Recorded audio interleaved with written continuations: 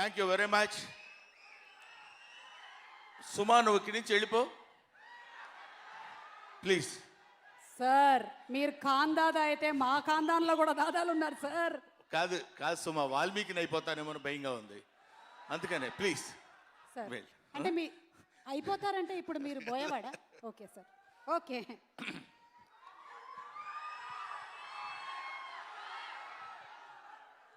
Valmiki title పెట్టడానికి కొంచెం గుండె ధైర్యం కావాలి,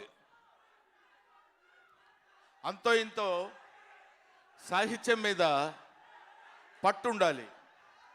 ఇన్ని ఉంటే తప్ప వాల్మీకి అనే సినిమా పేరు పెట్టడం చాలా అరుదైన విషయం. అది సాహిత్యం మీద పట్టుంది, ఎక్కువ చదువుకున్నాడు కాబట్టి హరీష్ శంకర్ లాంటి ఒక అద్భుతమైన డైరెక్టర్ ఈ పేరు చూస్ చేసుకున్నాడేమో అనిపించింది. గొంగళి పురుగు నుంచి సీతాకోక చిలుక స్థాయి వరకు ఎదిగిన, ఇంట్లో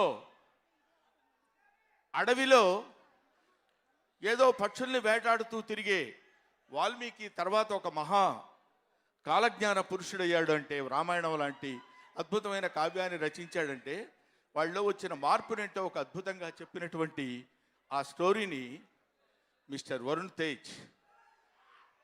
తేజ్ మామూలోడు కాదు.